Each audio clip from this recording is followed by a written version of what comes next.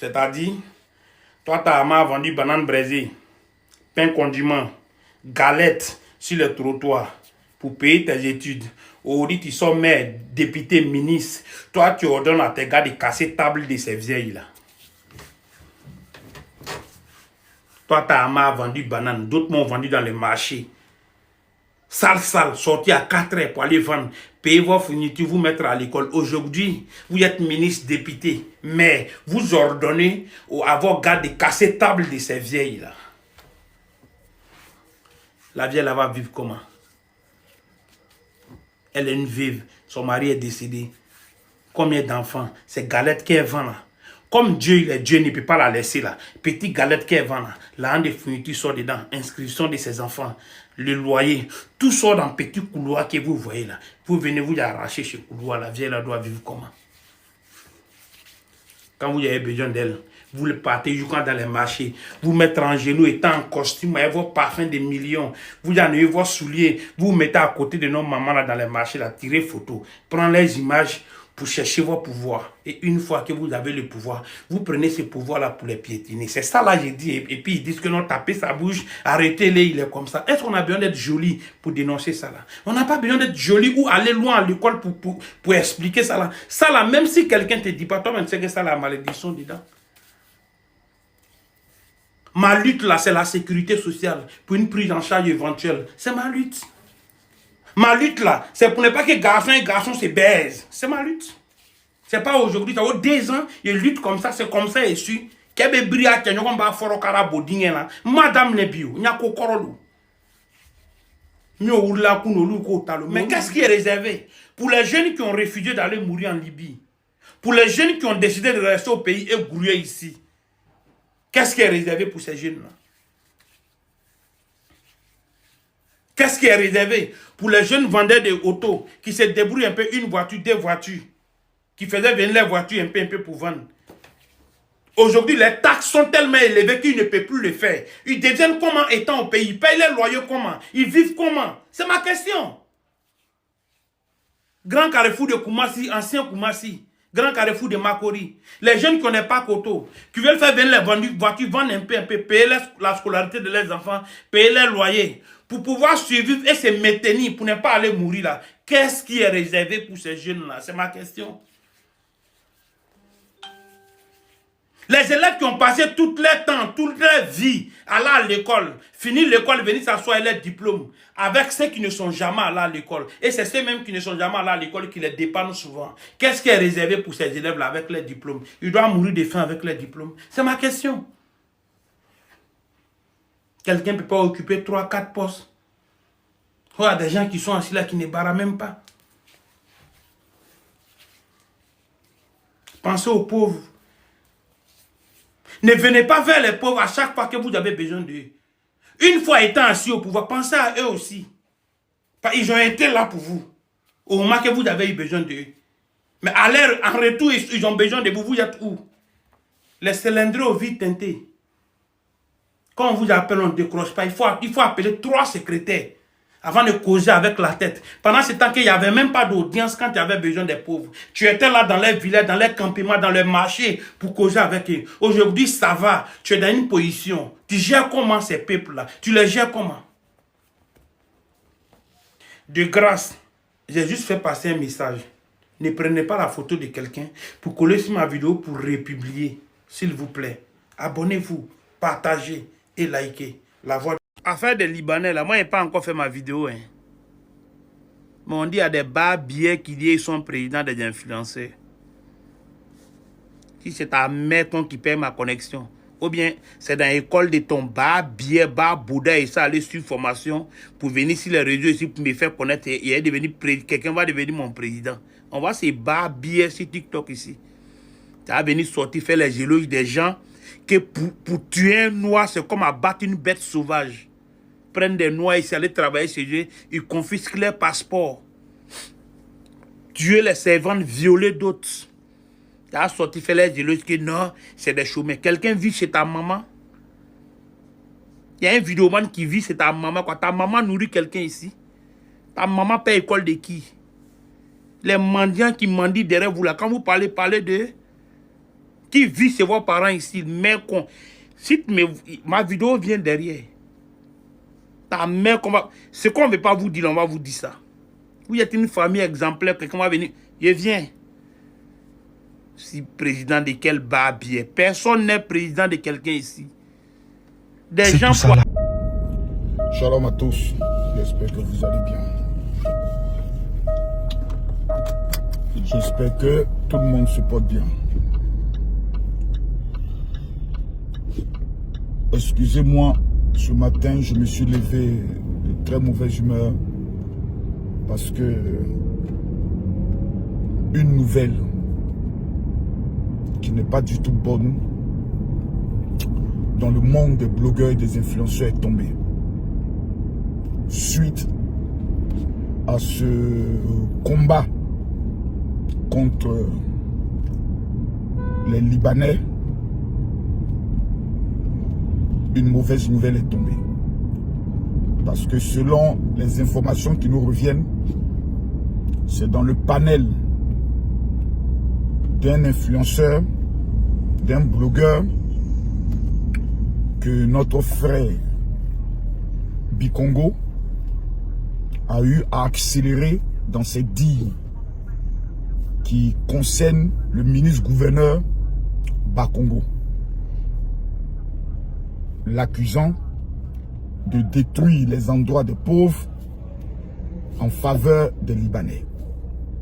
Ça, c'est selon ce que j'ai appris. Je vais continuer mes investigations et aller encore en profondeur. Mais vous savez, dans ce genre de situation, il y a deux choix. Le premier choix, c'est d'aller à la résistance. On va résister contre le ministre Bakongo.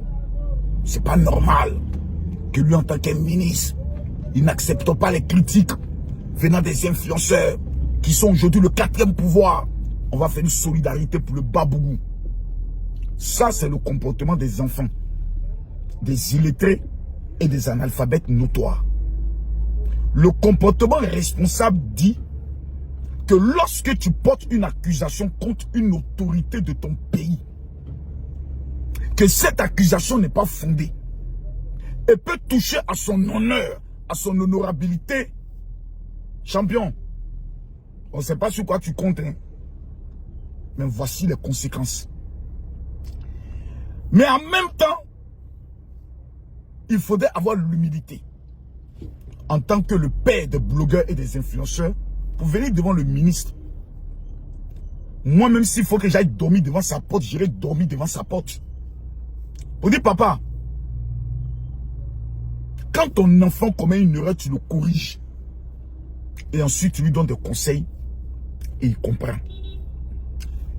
Tout le travail que M. Bakongo est en train de faire aujourd'hui, là, c'est dans 10 ans que nous allons dire, ah, vraiment, Vieux là, c'était un visionnaire.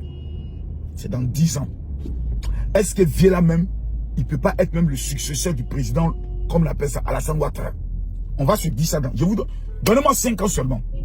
Les mêmes Ivoiriens aujourd'hui qui est Bakongo en train de tout casser, il est en train de tout casser, il est en train de tout casser. C'est nous les mêmes là qui allons venir nous asseoir pour dire, ah, Vieux avait raison. Moi, j'ai fermé ma bouche quand j'ai vu le banco. Vieux père, Bakongo, tu es un chef. Monsieur le ministre, vous êtes un chef. Banco, nous on partait nager. Nous on fraudait bus à Bobo. On passait par Cité Fermont. Et puis nous on partait nager au banco. Il y avait les Fanny Koya qui lavaient le linge. Ils ont volé le sac de mon petit frère Henri. Son sac d'école, il a grillé coup. On est allé nager au banco. Il a mis son sac d'en bas des tôles là où on faisait savon noir là. Ils ont volé son sac. Nous on connaît Banco. Je suis repassé au Banco. J'ai plus reconnu Banco. Banco est devenu un endroit où tu peux aller t'asseoir pour faire photo. Le pays est beau. Champion, il n'y a pas de développement sans casser. Jamais. C'est-à-dire, le peuple, le pays, ça fait mal. Mais quand on doit soigner une plaie là, on met alcool. Ça te brûle, mais c'est pour ton bien. Ce que M. Bakongo est en train de faire aujourd'hui là, il est comme notre alcool. Il est en train de... Ça brûle, hein. Mais demain, on dit merci au docteur. Soit le docteur te traite, tu as l'impression qu'il est ton ennemi. Mais après, tu t'assois, tu dis merci docteur. Parce que le traitement que tu m'as donné là, ça m'a permis de me soigner. Vieux père, Moi, il vient en tant que ton fils pour te demander pardon. Ce que Bikongo a fait là, c'est le zèle des réseaux sociaux qui nous donne ça. Quand on regarde vues, on regarde abonnés, on a l'impression qu'on a un pouvoir. Or, dans le vrai fond, on n'a rien. Notre coalition a ses flocos. Voilà, maintenant, Bikongo est à la Maca. Il est allé rendre visite à Mabio. Mabio même, ses abonnés même. C'est-à-dire, et qu'on a oublié Mabio. Chacun est retourné dans sa vie active. Moi, ça me fait mal. Parce que M. Bakongo, que moi je connais, s'il est allé jusqu'à porter plainte, c'est que ce que Bikongo a dit a dû toucher à son honneur. Les autorités qu'on voit là, ils ont des familles, hein. Ils ont des enfants qui sont sur les réseaux. Et quand on est en train de les biama là, il y a leurs amis, hein, de leur classe ou bien de leur école, qui les envoient, ça veut dire, ah, ils ont allumé ton papa, hein. Ah, Bikongo a allumé ton papa, hein. Ça blesse l'enfant. Ils ont des femmes. La femme de M. Bakongo, il n'y a pas une femme qui a un cœur comme elle. J'ai dit bien la femme de M. Bakongo. Il n'y a pas une femme qui a un cœur comme elle. C'est une femme dans le social. C'est qu'elle fait au niveau de Koumassi. Et en Abidjan, on ne peut pas en parler. Une femme qu'on va s'asseoir. Et puis c'est un enfant qui va venir allumer son mari. Ça fait mal. Vous savez, dans la vie, là, quand tu es demandé pardon, il faut savoir comment chicoter ton frère. Papa Bakongo. Vraiment, moi, vous n'avez jamais demandé pardon. Jamais. Mais en tant que le général, votre fils, je viens humblement taper votre pied. C'est dans la vidéo, il vous a manqué de respect. Hein. C'est dans la vidéo, si nous sommes là, vous demander pardon. Bikongo, là, c'est ton fils. Viens. Petit, là, il a compris. Moi, il fait Maka. C'est pour ça qu'il y a des combats bêtes, là. Comme il dit Mako, il dit, j'en parle du temps. Mais il connaît la finalité. C'est dans lutte à faire des Libanais, hein, que parole est sortie dans la bouche de Bakongo, de Bikongo, qu'il a mené à la Maka. Ça veut dire que dans les luttes là, tu peux dire quelque chose et ça peut te rattraper, peu importe tes relations dans le pays là. Le pays là, c'est un pays de droit. Tu peux avoir une relation là, qu'elle sera en face de toi, te dit là. Elle va te dire, mais si toi tu me respectes là, tu vas pas l'insulter comme ça. Il y a des choses que tu vas pas les dire parce que tu me respectes. Mais si tu allais dire ça, c'est parce que tu penses que moi je suis plus que la loi. Donc il fallait assumer. C'est pour ça dans la vie, quand tu as des relations, faites sage, faites intelligent. Il ne faut pas mettre en mal tes relations. Aujourd'hui, on est en train de parler de Libanais, on est en train de parler de on casse ici, on casse par là. Mais il y a une vérité qui est là. Il y a combien d'Ivoiriens qui sont allés se faire enrôler pour les prochaines élections 2025? Voici des gens tous les matins sur TikTok, tous les étudiants. Beaucoup qui ont plus de 18 ans ne sont même pas allés se faire enrôler. Vous avez 18 ans, vous n'avez pas votre carte électeur en Côte d'Ivoire, vous êtes un maudit, vous êtes un diable, vous êtes un sorcier. C'est-à-dire le malheur de la Côte d'Ivoire, c'est vous. Parce que c'est vous qui allez dire non, venez parler de la vie chère, les influenceurs, vous ne dénoncez pas tant. La meilleure manière de dénoncer, ou la meilleure manière d'encourager là, c'est pendant une élection présidentielle. Vous n'êtes même pas enrôlé, vous menez combat. Quelqu'un qui mène un combat, qui n'a même pas sa carte d'électeur, je sais que tu n'es pas tu es un maudit, tu es un véritable maudit. On a prolongé la date des enrôlements là. Toutes les géreuses de Bizi, les poclés là, allez vous faire enrôler.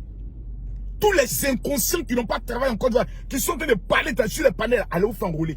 Faisons les panels d'enrôlement. Combien de personnes se sont fait enrôler par rapport aux prochaines élections présidentielles? C'est là le vrai enjeu. C'est là le vrai débat. Tout le reste, ça, ce n'est que des conneries. Les gars, faisons attention. Hein. Faisons attention. Faisons attention. Hein. Faisons très attention. Quand on veut parler de certaines autorités, la Bible nous enseigne, soyez soumis aux autorités. Il doit avoir un langage diplomatique. Il doit avoir un langage, même si tu es en colère, il y a une manière de parler. Je vais vous prendre un exemple dans la Bible. Il y a un homme qu'on appelle Daniel. Le roi dit, si tu ne fais pas ça, si tu n'adores pas la statue, on sera obligé de te condamner. Le Daniel dit, moi j'adore Dieu, mais je ne peux pas adorer une statue. Ils l'ont jeté parmi les lions. Le lendemain, le roi court pour venir voir si les lions ont bouffé Daniel. Quand le roi arrive, les lions n'ont pas bouffé Daniel. Daniel pourrait dire, toi roi maudit là, tu as cru que toi maudit allait m'abandonner, non? Mon Dieu t'a montré qu'il est plus puissant que toi. Mais voici les paroles de Daniel. Ô roi, vis éternellement. Nous tous on sait Daniel ment, parce qu'aucun roi ne peut vivre éternellement. Mais regardez la diplomatie et la manière. Quand vous voulez parler à des chefs, quelqu'un qui sont investis d'une autorité, même un simple policier, il faut savoir lui parler. Parce qu'il est investi d'une autorité qui vient de Dieu. Monsieur le ministre, gouverneur, je viens humblement au nom de tous les blogueurs, influenceurs, tiktokers de Côte d'Ivoire vous demander pardon. Je viens humblement vous demander pardon pour ce que votre fils, notre frère, notre petit frère a eu à dire qui a pu toucher votre honneur. En tant que le plus grand influenceur de mon pays, le tueur de Chris Yapi, je me mets à genoux et j'attaque votre pied. Papa Bakongo, pardon. Bikongo, c'est ton fils. Quand tu entends le nom Bakongo, Bikongo, il y a beaucoup de similitudes. Mon vieux, faut se sentir en pro. Vieux, faut se sentir en pro. Petit là, il a une famille. Vous venez de voir cette vidéo que je viens de vous présenter. Et la sortie de monsieur Makosso. Makosso qui n'a pas de limite que je vous ai présenté. En réalité, Bikongo a dénoncé Cissé Ibrahim Bakongo d'avoir cassé certains endroits pour le bénéfice des Libanais. Mais ceci sans même prononcer son nom. Mais surtout, Bikongo a surtout attaqué Camille Makosso, qui est sorti et a totalement défendu les Libanais sur le problème qui se pose aujourd'hui. Makosso a manqué le respect à toute la République de Côte d'Ivoire. Il a même menacé les Ivoiriens. Et donc, Bakongo lui a simplement rappelé qu'à un moment donné, il est important de soutenir son peuple. Les Libanais ne sont pas hospitaliers chez eux, ils ne méritent donc pas l'hospitalité. Et ce sont les faits concrets, c'est réel, c'est simple. Le problème, c'est qu'en Côte d'Ivoire, il n'y a plus de liberté d'expression. Vous n'avez donc pas le droit de critiquer, vous n'avez pas le droit de dénoncer. Dès l'instant où vous le faites, vous êtes pris en partie et vous êtes jeté à la maca. Ce n'est donc pas un fake news. Je fais cette vidéo pour vous confirmer, car j'ai reçu les informations directes. Bitogo est bien au bâtiment A et jeté à la maca. Et il a été poursuivi par Cissé Ibrahim Bakongo. Mais est-ce qu'il a vraiment poursuivi celui-ci? Avec un coup de fil, il a appelé. Il a dit arrêtez-moi celui-là qui parle beaucoup pour qu'il puisse nous libérer le plancher. Et bah, le plancher a été libéré et le monsieur est bien content. Monsieur Cissé Bakongo, vous n'êtes pas Dieu en Côte d'Ivoire. Et vous n'êtes pas celui qui est au sommet et les autres qui sont en bas. Vous allez perdre le pouvoir un jour. Monsieur Ouattara va perdre le pouvoir un jour. Et vous allez rendre des comptes à la Côte d'Ivoire. Ce gars-là, c'est quelqu'un qui dénonce les méfaits de la société tous les jours. Et pas seulement ceux politiques. Il dénonce même les tares des jeunes en Côte d'Ivoire, des dépravations des mœurs. Il dénonce toutes les fausses affaires qui se passent en Côte d'Ivoire. Mais aujourd'hui, vous avez eu l'occasion d'arrêter cela et de le jeter en prison. C'est pourquoi il dit que ceux-là ne sont pas là pour les musulmans ni pour les chrétiens. Ils sont là pour leur intérêt. Que tu sois musulman ou chrétien, quand tu les critiques, ils vont te jeter à la maca. Ceux dont ils aiment, c'est ceux qui sont d'accord avec eux. Ils n'aiment pas la contradiction. Ils n'aiment pas la démocratie. Ils détestent du plus haut point la démocratie. Mais sans la démocratie, vous ne pourriez même pas être au pouvoir. La démocratie a permis le multipartisme, que plusieurs partis se présentent et pour qu'on puisse parler délibérément. Monsieur Ouattara a toujours dénoncé et de manière vigoureuse. Il a même attaqué les institutions, il a attaqué l'État par les armes. Aujourd'hui, vous fermez la bouche. Des gens qui parlent simplement avec la bouche. Ils dénoncent de vive voix. Est-ce que Camille Makosso doit venir comme ça défendre les Libanais qui, eux, chez eux, empêchent et interdisent les Noirs d'accoucher? Au Liban, une femme noire ne peut pas accoucher. Elle ne peut même pas tomber amoureuse. Une femme noire pour travailler au Liban, son patron prend son téléphone, il prend son passeport. En fait, elle n'a pas de vie. Elle est persona non grata. Elle vit cachée dans la maison. Elle est là-bas jour et nuit. Elle travaille matin, midi, soir. Elle ne se repose jamais. Elle est esclave de la société. Et eux, ils vont venir chez nous. On va les servir du pain, de l'eau et tout.